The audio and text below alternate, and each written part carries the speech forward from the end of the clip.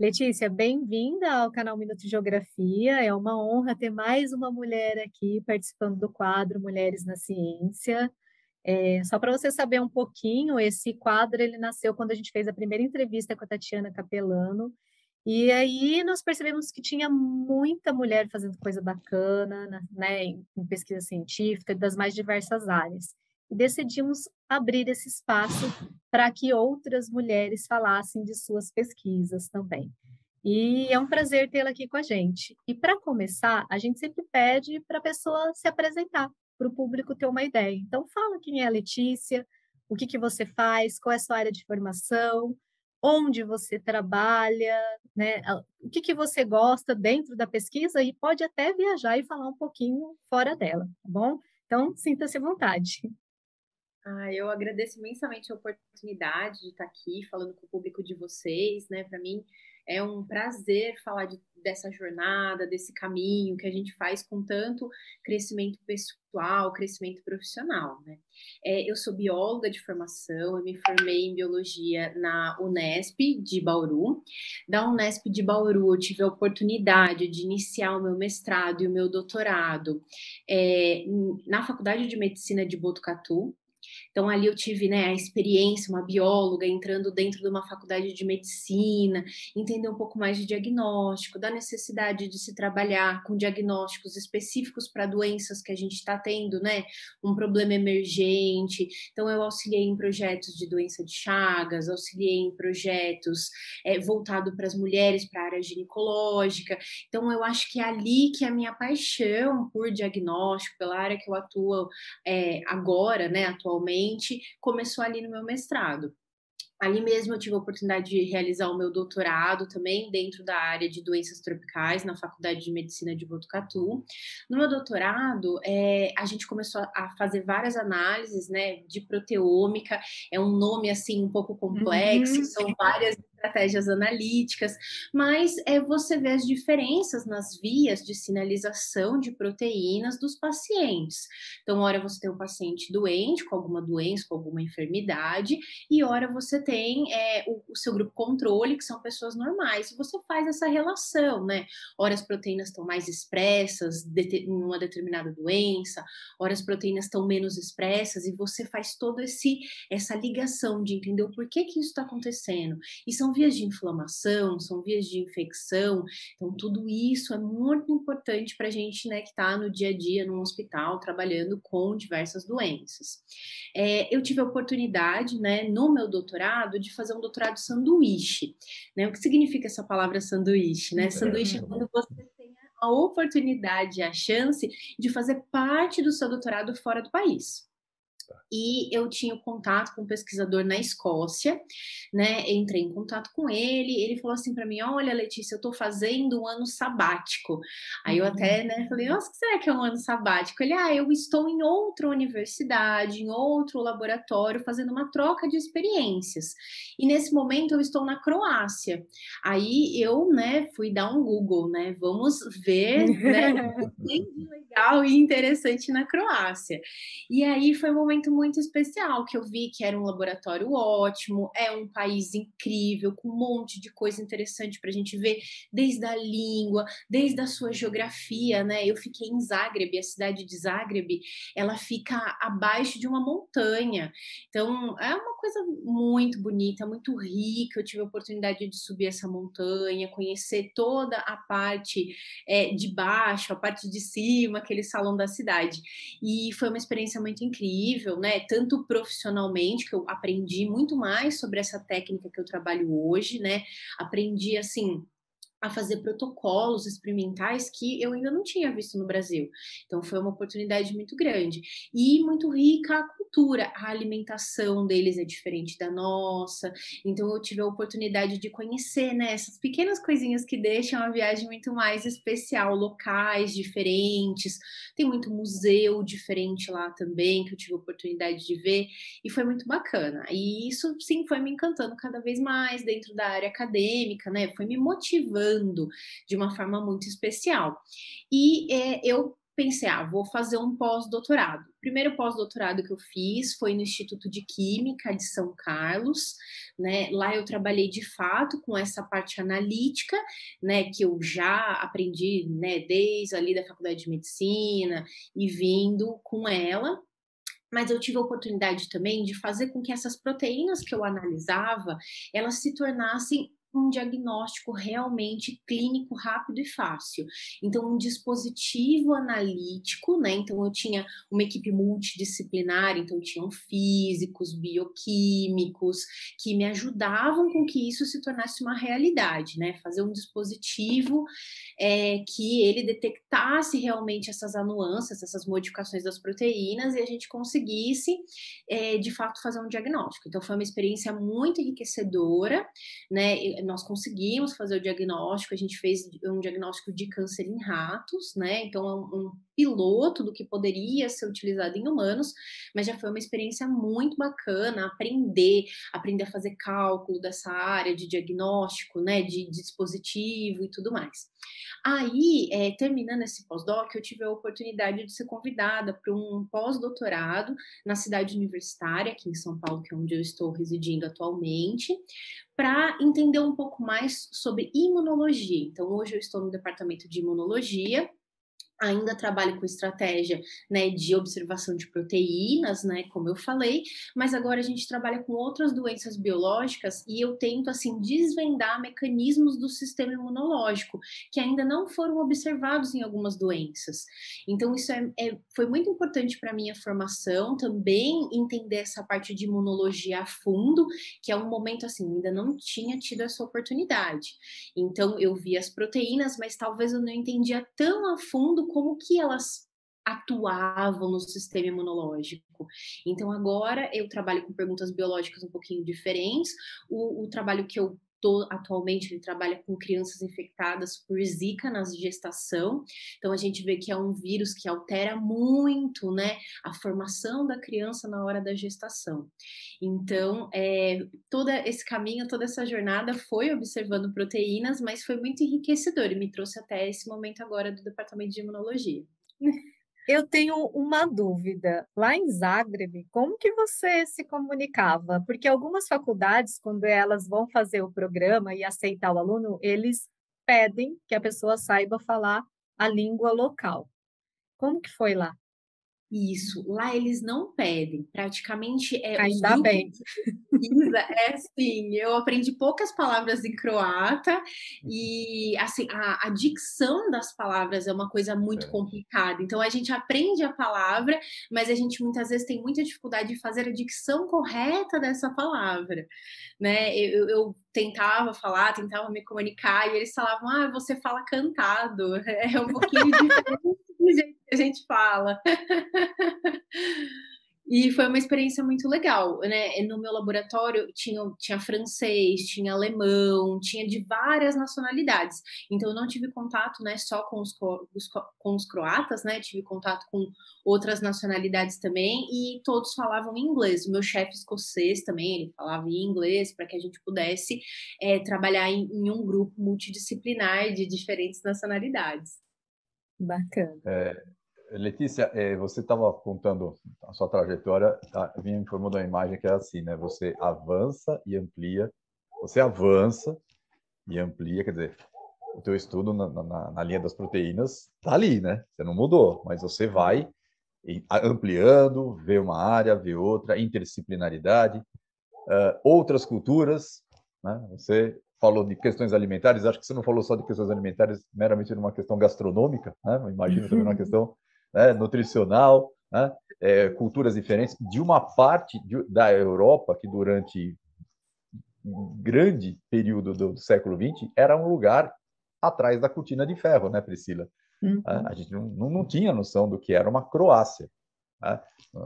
Eu lembro que o que eu tenho de referência do que hoje é Croácia, do que hoje é Sérvia, era de esporte, né? Então, eram Jogos Olímpicos, a seleção da Iugoslávia maravilhosa, depois o futebol. A gente tinha esse tipo de coisa. Aí você vê um lugar que você falou, fui dar um Google e fiquei. Uhum. Então, as coisas que vão sendo somadas a essas motivações, né? você tem a sua motivação própria, você foi atrás de algo, meio que ao acaso, o sujeito estava não na Escócia, estava na Croácia, você se interessou, foi lá, gostou, conheceu, teve contato com um monte de gente. A motivação, não precisaríamos fazer essa conversa aqui para dizer que a motivação é tudo. Então, a gente percebe nessa nessa teu início de depoimento esse tipo de linha. Agora, eu queria saber uma outra parte. Ser pesquisadora, o que te motivou a isso? Ou isso foi sendo lentamente construído? Né? Nas nossas entrevistas anteriores, com os nossos entrevistados, a gente percebe muitas vezes. Cíntia Bittar, lá da Unesp de São José do Rio Preto, falou assim, eu sempre quis ser cientista. A Mônica Midori, a última entrevistada do quadro Mulheres na Ciência, também falou que queria ser cientista desde criança. E outras pessoas vão, assim, por necessidade de mudança profissional, que o mercado induz e tal. Então, a pergunta é chave, quando é que você decidiu, falou, eu vou ser pesquisadora? Isso veio, foi construído, aconteceu? Como é que foi, Letícia? Olha, eu acredito que isso foi construído, porque eu tenho, assim, várias histórias, né? Uma delas... Conte-as. Uma delas é assim, eu sempre fui aquela criança que adorava ficar na escola. A escola, para mim, não era uma coisa ruim, para mim era positivo. Eu ia para a escola doente porque eu não queria ficar em casa.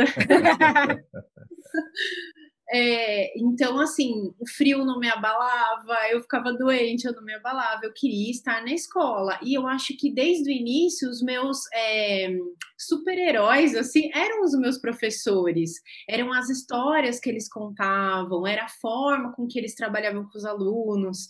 Então, isso foi construído, né, assim, bem que eu amava a escola, depois eu gostava de estudar, eu achava tudo muito interessante, existiam atividades extras na escola. Eu ficava o dia inteiro na escola, eu fazia todas as atividades extras. E eu tive, assim, a sorte de ter escolas, acho que meus pais viram esse meu perfil, né, de gostar de atividades extras, então eles me colocavam em escolas que tinham muitas atividades extras. Então, por exemplo, na sexta série, eu estava numa escola que eles tinham a oportunidade de fazer um laboratório de biologia. E eles buscavam alunos para cuidar do laboratório.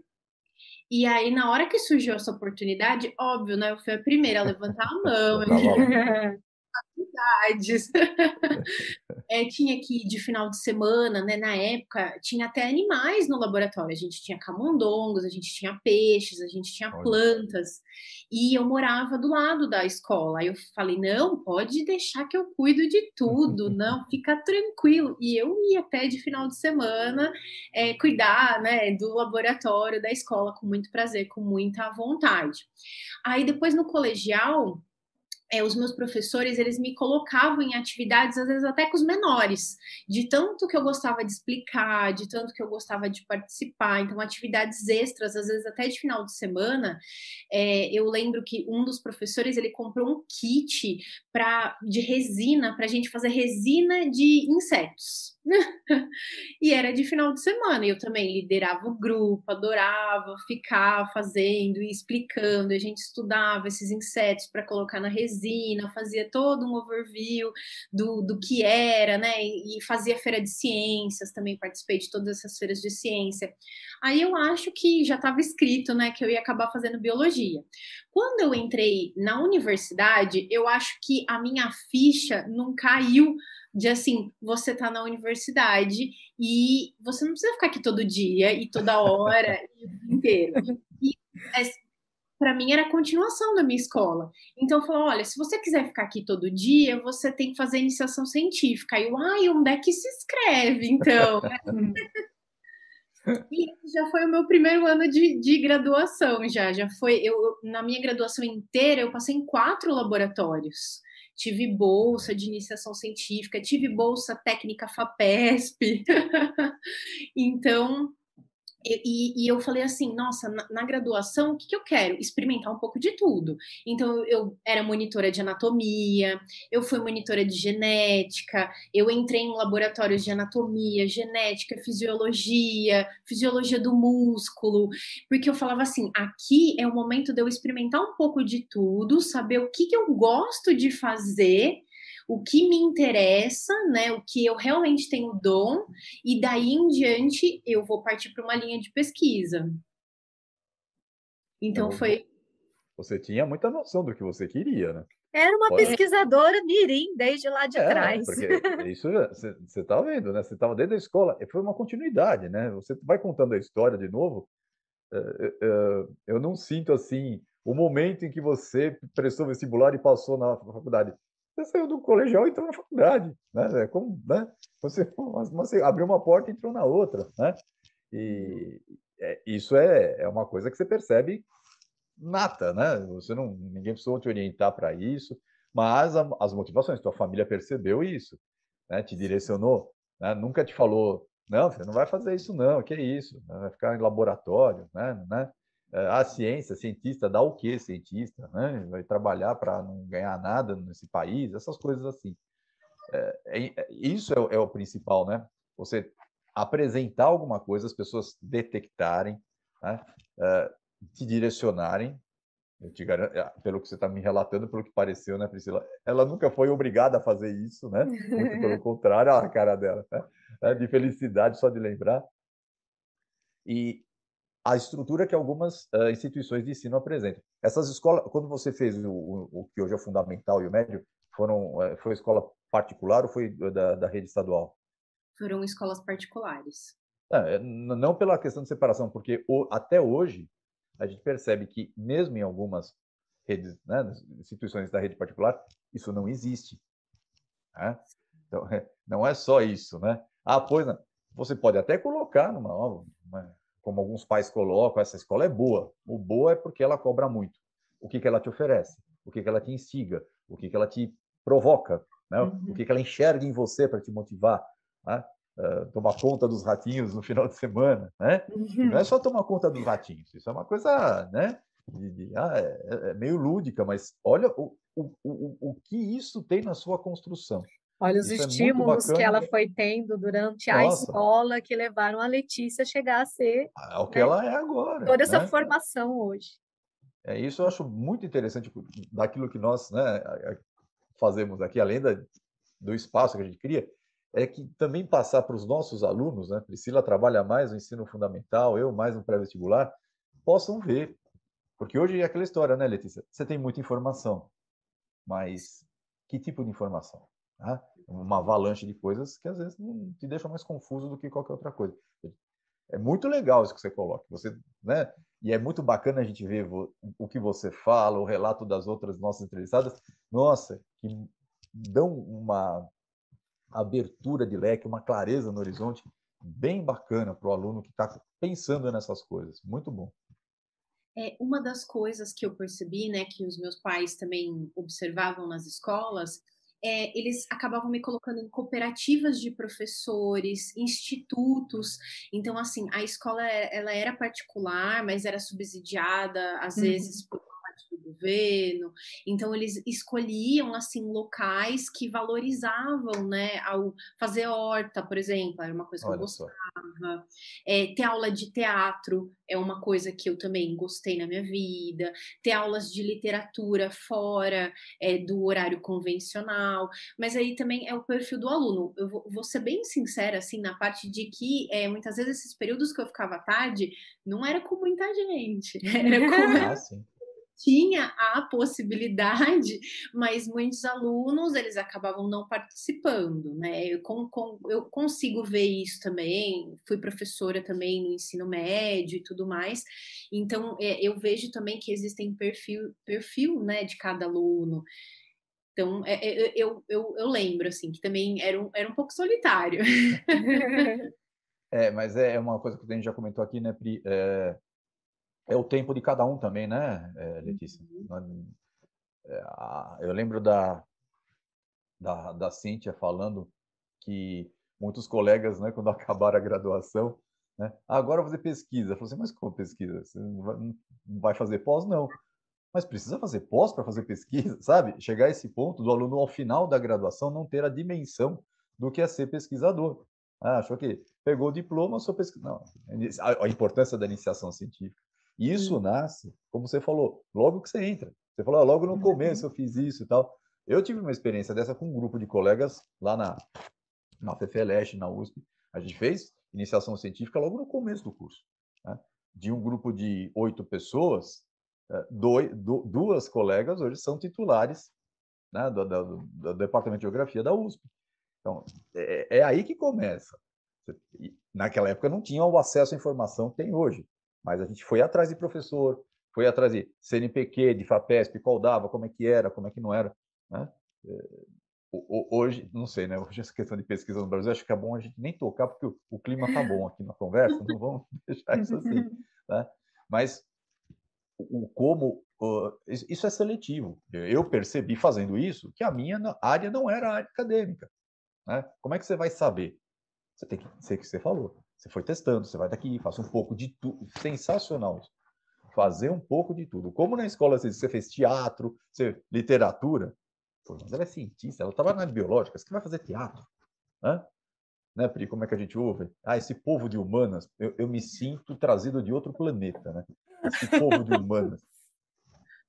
Os Gente, eu caras estão fiz sempre. pesquisa, fui bolsista CAPES, FAPESP, Então, CNPq, Fundação Ford, e já fui ginasta e acrobata. Então, assim... Sabe, Eu né, fui jogadora de Letícia? basquete profissional. Olha só, tá vendo? Olha! Era criança. Assim, nós somos muito mais do que imaginamos, né? Eu acho que se a gente não provar, né, a gente nunca vai poder dizer assim, ah, não, eu estou satisfeito, porque eu não fiz aquilo, né? Nossa, o teu depoimento até agora é sensacional nesse aspecto e corrobora com os outros depoimentos, né, Pri? Se a gente tivesse combinado selecionar os entrevistados para que desse esse perfil, né? Não Não teria sei dado se certo. não ia dar certo e as pessoas dizem, é manipulado. Olha só que coisa boa, né?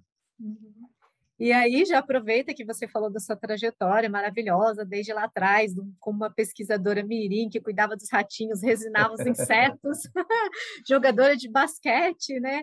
É, na sua trajetória acadêmica, Letícia, você encontrou algum tipo de dificuldade? Porque eu tive algumas na minha trajetória, sobretudo para conseguir bolsas, enfim, mas conta assim um pouco também das suas dificuldades, né, durante a sua trajetória acadêmica.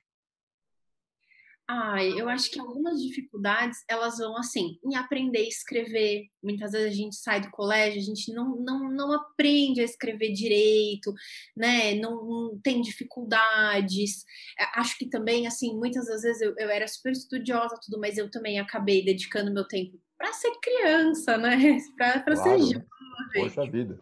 Então, teve muitos momentos que, assim, eu precisei sentar, aprender a escrever direito, eu tive que sentar, aprender uma língua diferente, né, com garra, com vontade, tem que aprender a falar, tem que aprender a escrever.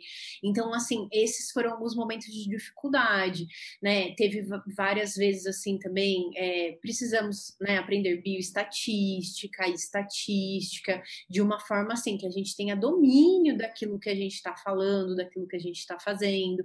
Então, essas foram, assim, algumas dificuldades. Tem muita gente que fala, mas você fez biologia, e às vezes acredita que a área de biologia é ver bichinho ou ver plantas, né? Tem muita gente que, às vezes, né?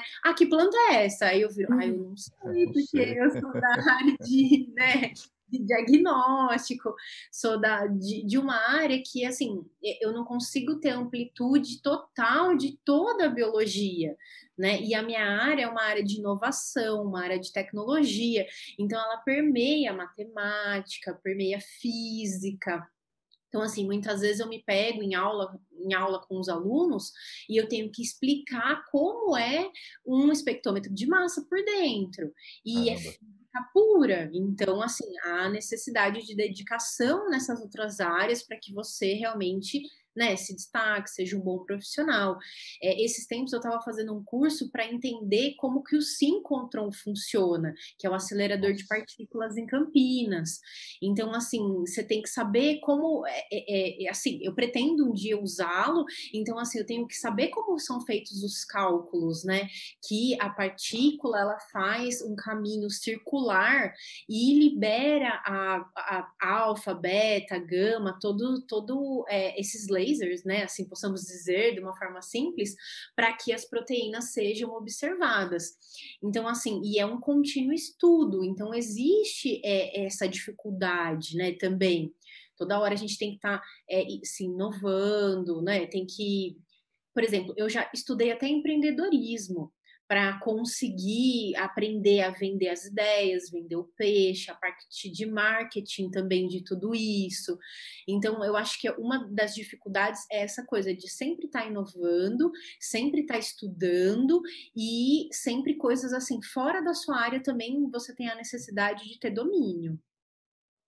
Sim.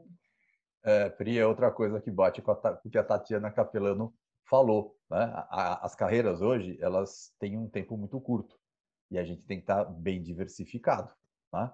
Tá sempre estudando Exatamente. e aprendendo outras coisas e se reinventando, né?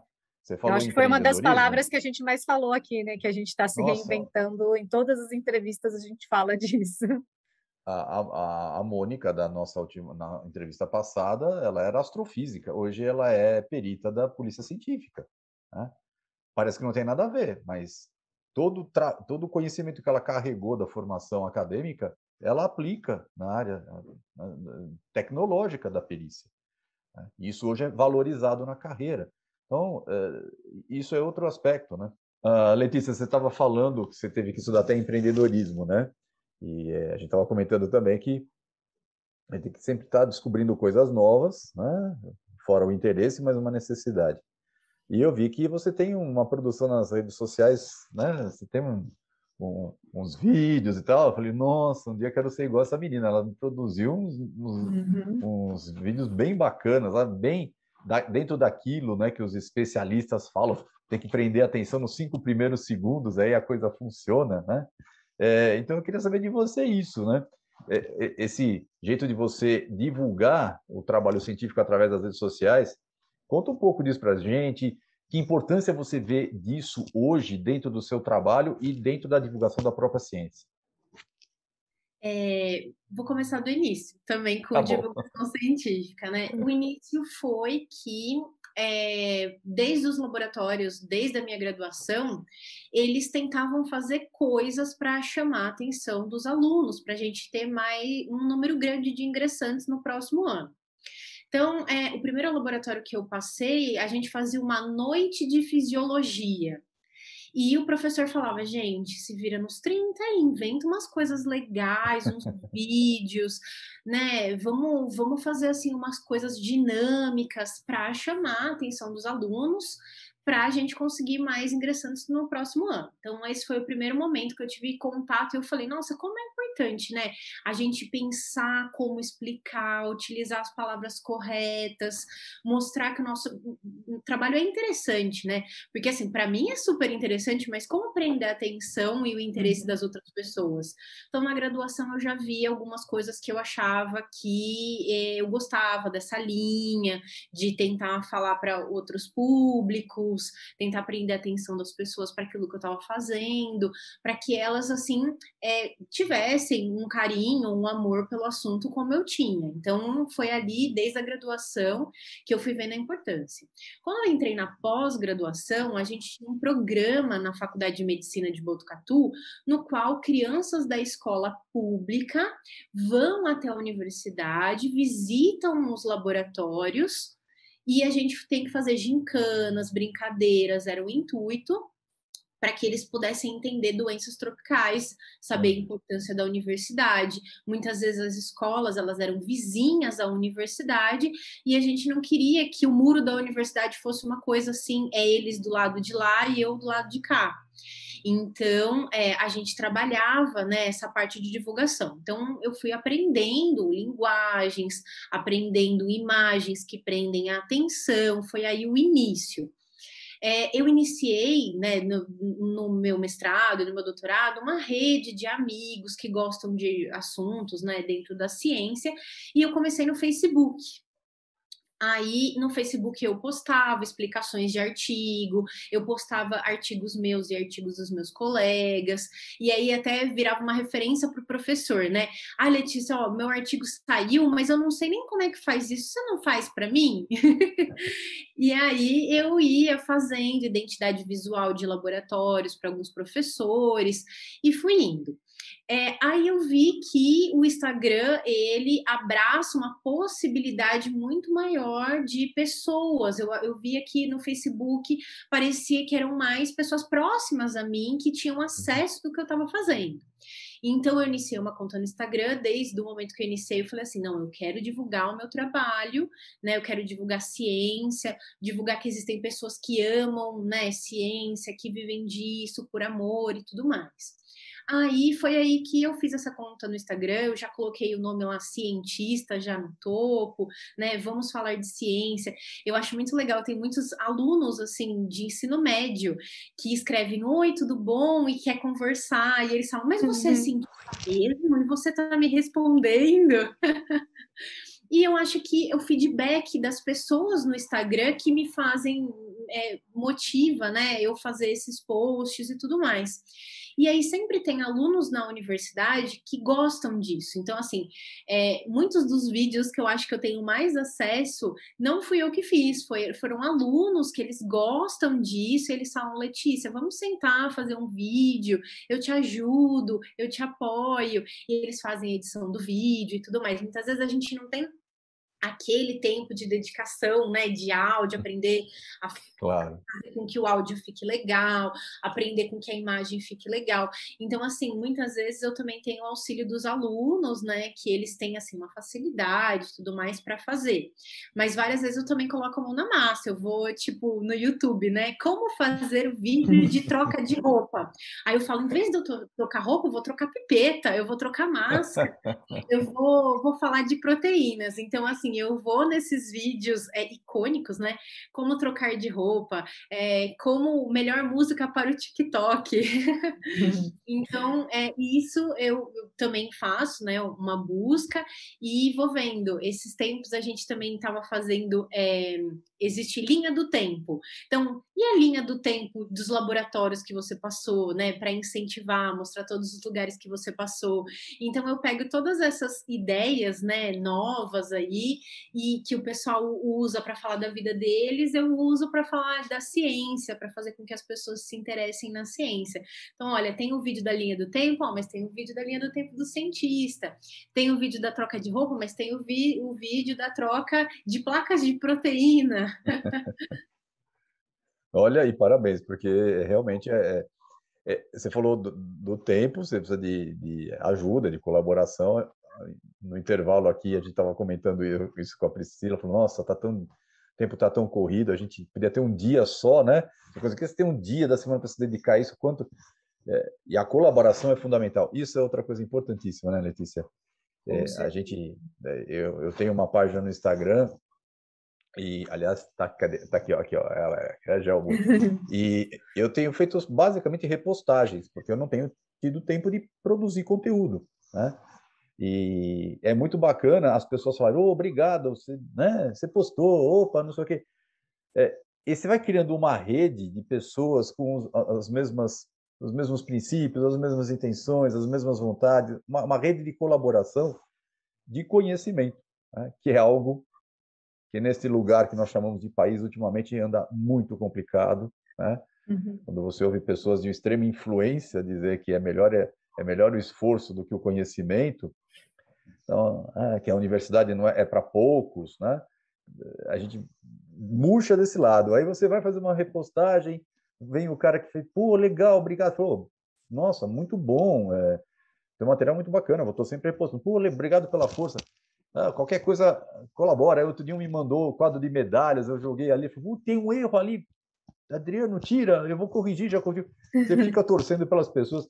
Isso é legal, né, Letícia? Como as pessoas colaboram, você faz o teu esforço e vem um retorno de uma maneira muito bacana, cria uma rede. Isso é um empreendedorismo que eu acho positivo, né? Não é empreendedorismo babaca quando você vai fazer o seu primeiro milhão, né, Letícia? Não é isso, né? E a tua leitura... Unicórnio. Unicórnio. E a tua leitura é muito bacana. Você vai, qual é a música que deu TikTok? Eu vou pegar isso, essa fórmula, e vou jogar pro meu aqui.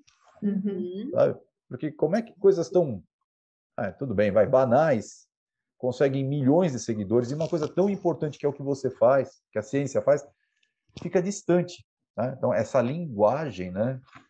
Eu acho que o Átila Yamino falou uma vez isso, falou, eu precisava divulgar, não pode ficar preso no laboratório, como você comentou, da escola ao lado da universidade, não pode ter um muro separando as duas, gente. O que é isso? Não, eu já vou aproveitar e falar o seguinte: o trabalho que a Letícia desenvolve, que a Ana Bonassa desenvolve, o Pirula e todos os outros divulgadores científicos, acaba sendo fundamental para a gente, de fato, descer o muro da universidade, né?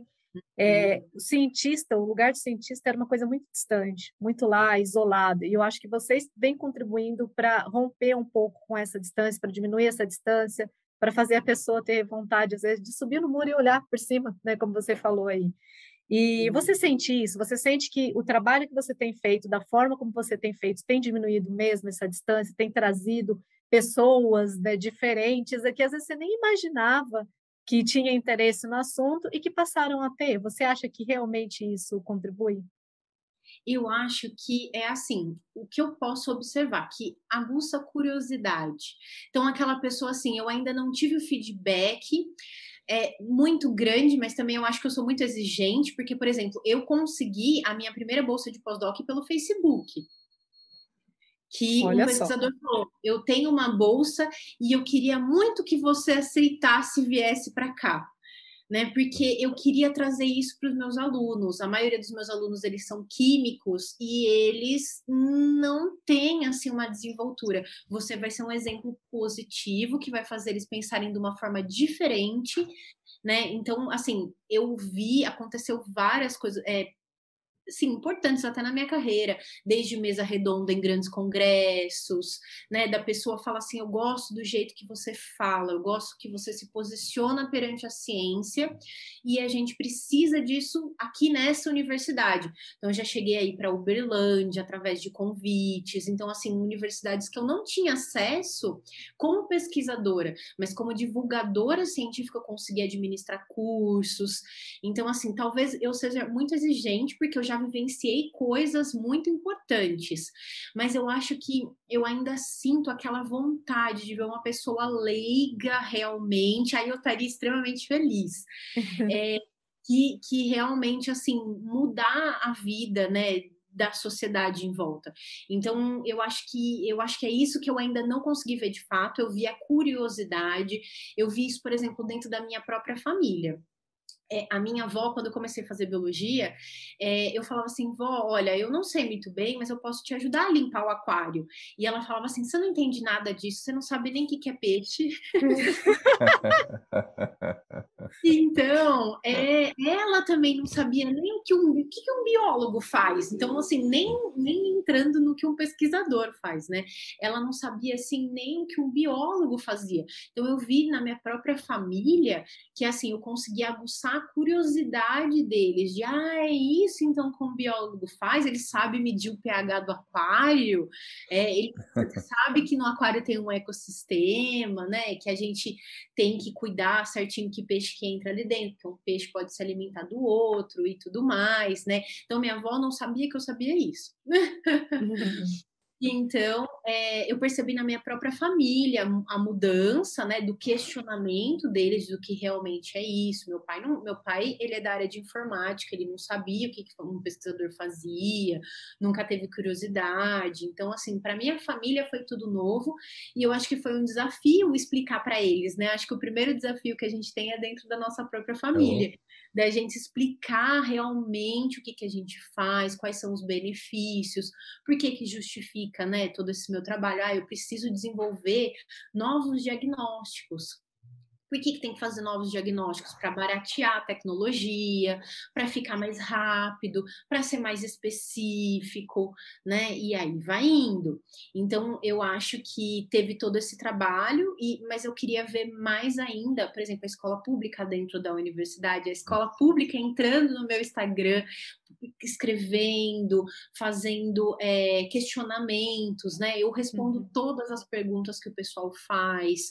Então, assim, não existe pergunta boba, não existe pergunta besta, né? Então, eu acho que, assim, na hora que eu começar a ver mais a comunidade, sem ser a comunidade científica, eu acho que aí realmente a minha missão está completa. Eu vejo eles aguçados a entender, mas eu ainda não vejo, assim, uma mudança, eu ainda não consegui trazer uma pessoa da comunidade para realmente dentro da universidade.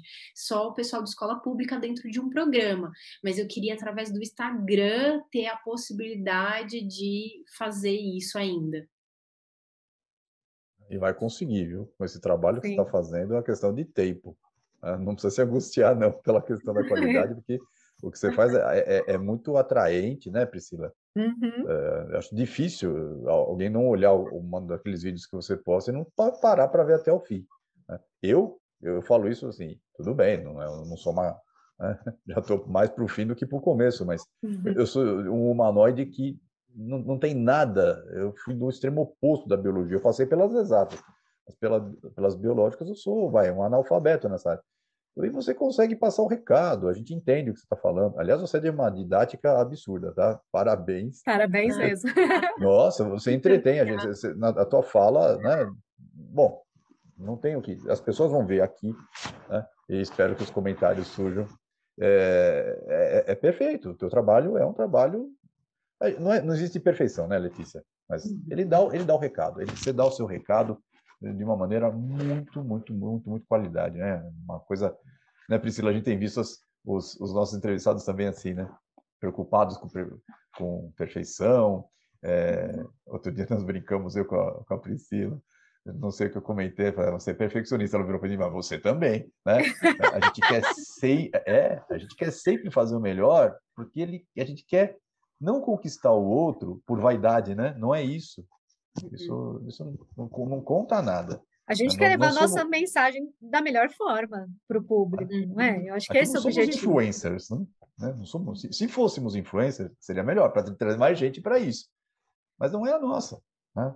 A Priscila está querendo me convencer a fazer dancinha do TikTok há um tempo para atrair mais gente, mas ela não vai conseguir. Olha, eu tentei um dia convencer o pessoal do laboratório, mas olha, ainda tá difícil. Mas eu vou indo devagar. Falo, hoje não dá, mas quem sabe, mês que vem. Olha, vocês duas juntas seriam um perigo. É o seguinte, Letícia, na nossa primeira entrevista, né, com a Tatiana Capelano, ela tem um livro publicado que é sobre trabalho e sofrimento psíquico, né? Aliás, vamos fazer propaganda, né, Pri? Tá? Sim. Ele tá, deixa eu acertar aqui, ó, esse livro aqui, ó, tá? Certo?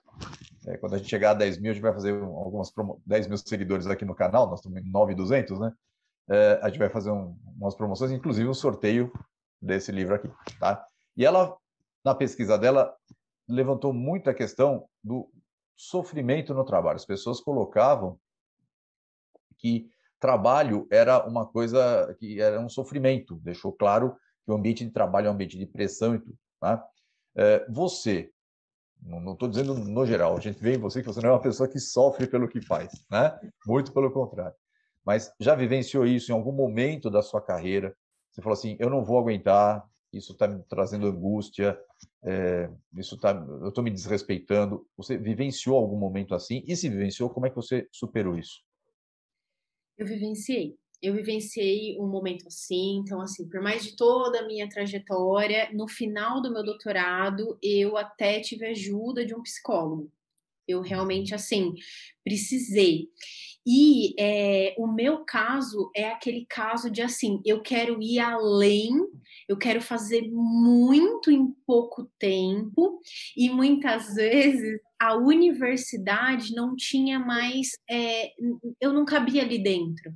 né? Eu queria ir muito mais além daquilo, né? Então, assim, eu percebi muitas vezes que a pressão também foi eu que criei em mim, né? Existia a pressão externa, mas como eu sempre gostei muito daquilo que eu fazia, eu ia além da pressão interna e, sabe, eu me pressionava a fazer. Então, por exemplo, a minha tese de mestrado, ela tem mais de 150 páginas. A minha tese de doutorado, não cabia mais coisa, não dava para encadernar, de tanto experimento que eu queria fazer, de tanta coisa que eu queria colocar. São mais de 3 capítulos que geraram 3 artigos.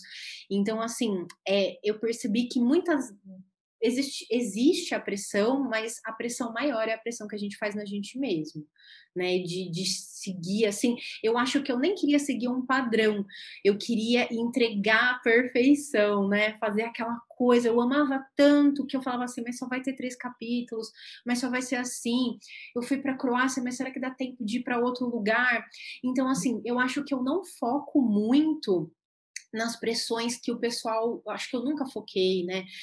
Você tem que ter tantos números de artigo, a revista tem que ter esse fator de impacto. Eu acho que por eu gostar tanto, algumas coisas eu até esquecia no meio do caminho. Não me. Eu não. Eu não achava aquilo talvez tão importante, ou não queria seguir aquele padrão. Mas aí eu criava algumas pressões internas de qualidade de trabalho, de como eu queria entregar meu trabalho. Então, eu acho que no decorrer da minha vida acadêmica, eu sofri mais pressões internas que eu criei, porque eu queria que fosse o melhor possível, do que o trabalho me colocar pressões. E teve uma vez até numa discussão, né, com a minha orientadora, que foi por isso que eu procurei ajuda psicológica, que ela falava, você me pressiona muito. Nossa! Eu cheguei a pressionar. Então, existe o lado inverso, viu, gente? Eu chegava É a a primeira pressionar. vez que eu ouço isso, desculpe. Não pode dar risada. Eu superei. Mas acontecia isso, de eu pressionar o sistema, né? Dentro da faculdade de medicina, eu tinha contato direto com o diretor, e muitas vezes ele falava, lá vem a Letícia de novo, porque eu ficava, tem que ter mais bolsa, tem que ter mais isso, tem que ter mais aquilo. Então, teve esse lado, né? E, assim, foi bem no meu doutorado que eu queria fazer um pós-doc de grande sucesso, tinha medo do que eu fizesse no meu doutorado não me levar para um pós-doc de grande sucesso. Mas aí eu superei isso, eu fiz várias sessões, eu entendi, né, o que realmente estava acontecendo, entendi depois qual que é o meu papel real, né? Então, muitas vezes não seria a produção de papers, mas incentivar aluno é uma coisa, assim, valiosa, auxiliar no trabalho dos alunos é uma coisa valiosa, e que eu estava perdendo. Então, eu fiz, agora no meu pós-doc, né, e no meu pós-doc anterior, foi uma descoberta de outras relações com a academia, principalmente de divulgação científica, que eu acho que deixa o meu trabalho mais leve, né, não fica mais pesado, fica mais leve, fica mais simples. Então, eu passei por essa fase. Eu acho que eu entendo que tem muitos locais que têm pressões, assim, conversei com amigos que estão no exterior e eles falam, né, a pressão para publicação, a pressão para se ter verba, né, dentro do laboratório é muito grande, mas eu acho que eu acabei assim, eu tinha muita vontade. Para mim, às vezes, sentar, escrever um projeto, discutir um projeto, não é uma coisa assim tão dolorosa, eu faço naturalmente, então era mais pressões internas mesmo, que eu sofri, agora eu entendi e aprendi a valorizar coisas menores do que coisas, né, que a academia consideram coisas grandes. Aprendi a valorizar a conversa com o aluno. Então, assim, aluno que está tendo problema, está tendo dificuldade, às vezes eu fico 3 horas com eles, conversando, falando sobre tanto a parte profissional quanto a parte pessoal. Então, eu acho que esse baque que foi no final do meu doutorado foi muito positivo para a minha formação realmente profissional de hoje, na qual eu consigo entender quais são os verdadeiros valores, né? Quais são as verdadeiras. Assim, fazer realmente de coração também não é ter aquela produção alta, e sim dar atenção aos pequenos processos dentro do sistema. É bacana, a gente fica feliz que você tenha superado essa fase, né, Adriano? Você transformou isso numa forma de nova motivação. Você subiu um degrau, né? Você Sim. enxergou coisas que você não enxergava. Falou, nossa, mais leve, melhor, mais simples, né? Menos peso. Detectar isso, eu acho. A Tatiana comentou isso outro dia numa postagem que ela fez, falando sobre a questão da ginasta americana da Simone Biles, né? De ter desistido de algumas provas e comentando que muita gente falava, tá vendo? Ela percebeu que não aguentava e parou antes. A Tatiana falou assim, não, ela parou no meio, né? Ela já estava no processo. Ela não é que, não vou. Não, ela foi às Olimpíadas. Ela não falou, não vou, né? Ela Uhum. foi. Eu acho que você identificou isso até um pouco antes, né, Letícia? Aí você Sim. estava, tô no pós-doc, você podia ter falado, vou desistir, né? Sei lá, Uhum. essas coisas passam pela cabeça da gente em certo momento. Não vou aguentar, vou parar, né?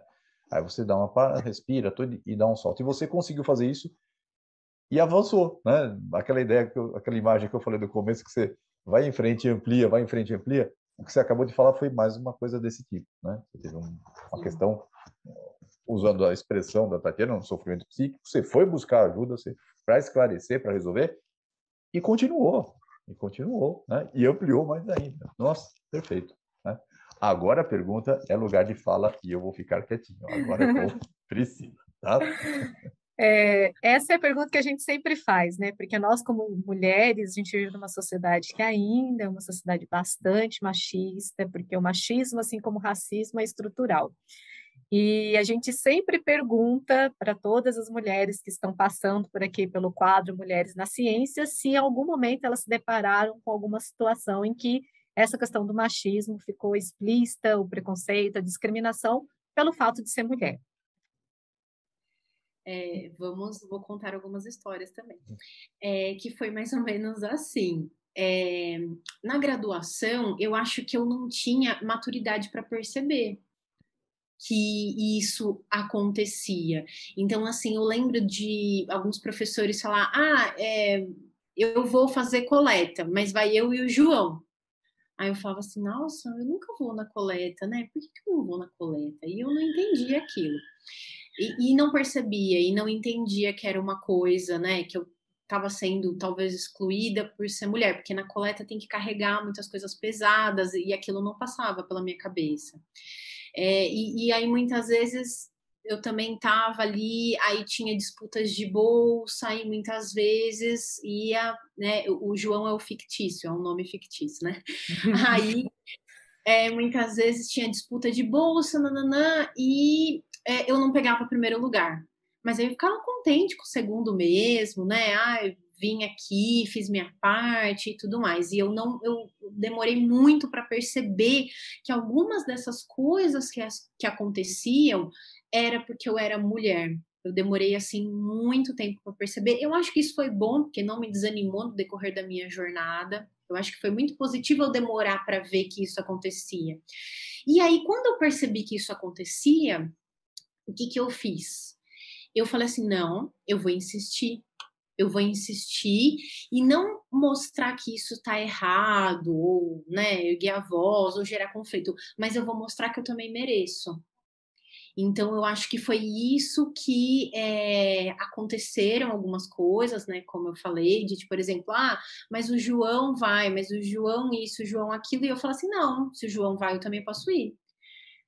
Tem vaga, o carro é grande, é, eu posso fazer isso também. Tem que carregar peso, mas eu carrego também, né? Não sou uma pessoa inválida que eu não posso carregar peso, né? Não sou uma pessoa que eu não estou disposta a fazer isso. E aí chegou um momento que, por exemplo, realmente eu percebia a minha equipe de trabalho. Chegou um momento dentro da Faculdade de Medicina de Botucatu que eu era a cabeça, né, e a chefe de coletas de búfalo, né, de sangue de búfalo que ocorriam no campo às 4 horas da manhã. Então eu falava assim: não, eu vou acordar cedo e eu vou, imagina, não tem que deixar com o João, não. Mas tem que antes chegar na faculdade. Às vezes eu tinha que chegar na faculdade 3 horas da manhã, 2 horas da manhã. Falava: não precisa deixar com o João, não. Eu vou, eu faço. Tem que puxar o búfalo, tem que amarrar o búfalo. Não, me ensina, deixa eu tentar fazer.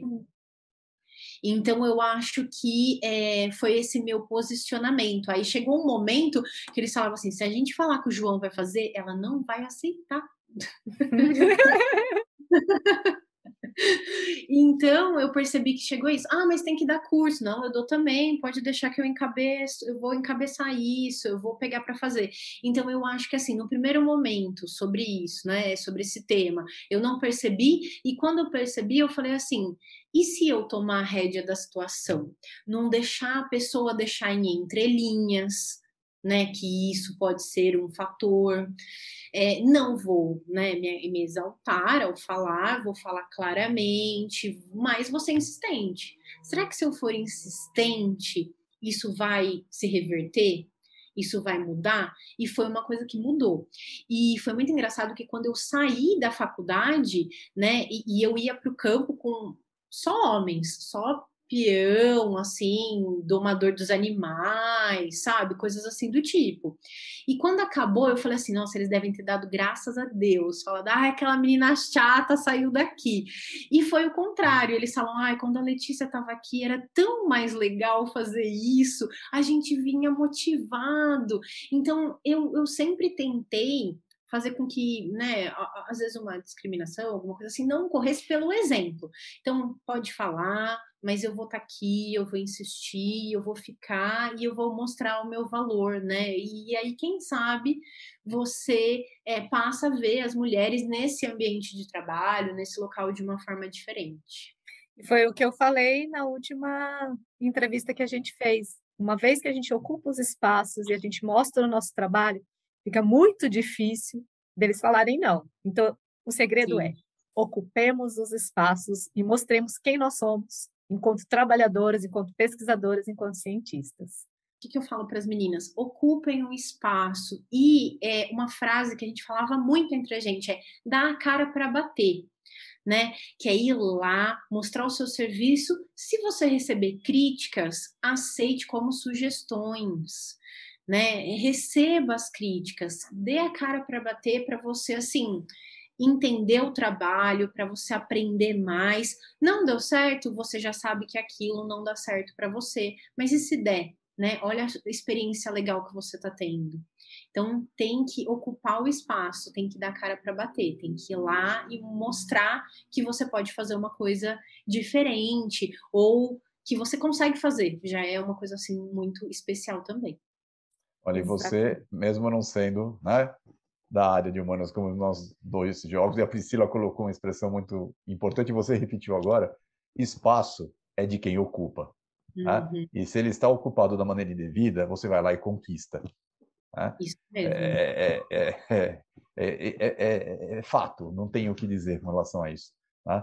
E eu vou encerrar só com uma frasezinha que eu acho sensacional de uma das entrevistadas, da Lidiane, que ela falou assim: nunca sofri, mas se eu sofrer, eu enfrento. Né? Se vier para cima, eu parto para cima também. Não, isso não é vai dar porrada, não, é isso que você falou. Vai ouvir, vai responder, vai insistir até conseguir. Perfeito. Bom, Letícia, a gente queria então deixar esse espaço, esses minutos aí finais, para você fazer as suas considerações, né? Como o Adriano já falou em outras entrevistas, o microfone agora é seu. Eu quero agradecer, né, esse espaço que vocês criaram. Isso é uma coisa assim muito importante, ajuda muitas pessoas, né, a conhecer um pouco mais sobre o trabalho de pesquisadoras, sobre a ciência, né? Vocês realmente estão abrindo portas aqui, né? Como eu quero tirar os muros da universidade, vocês estão abrindo uma porta muito importante para conhecer um pouquinho da vida de cada um. E é bem aquilo que a gente comentou aqui: ninguém é perfeito, né? Não existe um mundo perfeito. A ciência tem as suas limitações, tem as suas dificuldades. Eu passei por dificuldades e limitações, mas eu acho que o amor, o carinho que a gente tem pelo que a gente faz, pelas pessoas que trabalham com a gente, né? Eu penso assim: o meu superior, por que eu tenho que obedecer, né? Ou entender, ou discutir coisas com ele? Porque eu tenho respeito pelo trabalho dele, respeito pela trajetória dele, respeito pelo meu laboratório, pela universidade que eu estou. Então, assim, a gente quebra barreiras com exemplo, né? Mas vamos ter respeito para o ambiente de trabalho, respeito pela pesquisa. Eu falo, a gente respeita muitos pacientes também. Então, assim, tem vários pacientes do meu estudo que eles têm meu telefone, então se eles têm alguma dúvida, eles gostam de receber laudo, eles gostam que a gente explica laudo. Então, eu acho que se você tem amor e respeito pelo que você faz em todas as instâncias, você vai ter curvas, mas você vai passar por elas. Você vai crescer com elas. E eu sempre friso, né? Crescimento é só profissional? Não, é um crescimento pessoal também, que a gente vai tendo no longo da nossa trajetória. E muitas decisões que a gente toma depois de um tempo, a gente toma com sabedoria. Né, a sabedoria de entender o que a gente realmente tem que dar valor, a gente tem que dar valor para as relações interpessoais, a gente tem que dar valor para as parcerias, colaborações e crescer junto, crescer sozinho não tem graça, né? Todo mundo crescer, que é o legal, que é o barato de tudo isso, é o barato da nossa jornada, da nossa vida, né? Eu falo, eu tinha um professor, né, do meu pós-doutorado, depois de tudo, né, que eu passei, que ele falava assim, a Letícia, ela não se interessa por paper, ela se interessa em fazer amigos. Ela está na universidade para fazer amigos. E ele falava isso porque eu gostava de dar atenção, gostava de conversar, gostava de falar. E às vezes ele falava assim, paper é dinheiro. Eu falava, professor, vai dar tempo, a gente vai fazer com calma e a gente vai criar laços infinitos, né? E todo laboratório que eu saio, isso que eu acho mais legal. A gente ainda tem contato com todo mundo, sabe o que todo mundo está fazendo. Eu tenho, assim, vários amigos que saíram da carreira acadêmica. Eu tenho uma amiga que ela virou... foi para a área de nutrição, ela é youtuber dessa área de corpo, estética, né, e tudo mais, e ela segue a minha página, ela comenta, e ela fala, olha, que orgulho de te ver fazendo isso, e eu também falo para ela que eu tenho orgulho dela, porque ela faz o que ela gosta, a gente tem que ter orgulho de quem faz o que gosta, então não é porque ela saiu da carreira acadêmica que ela tem um demérito, não, ela tá ajudando um monte de gente que precisa perder peso, ela fez uma outra graduação, ela é nutróloga hoje, né? Então, a gente tem que dar valor a tudo isso. As pessoas que passaram na nossa jornada, né?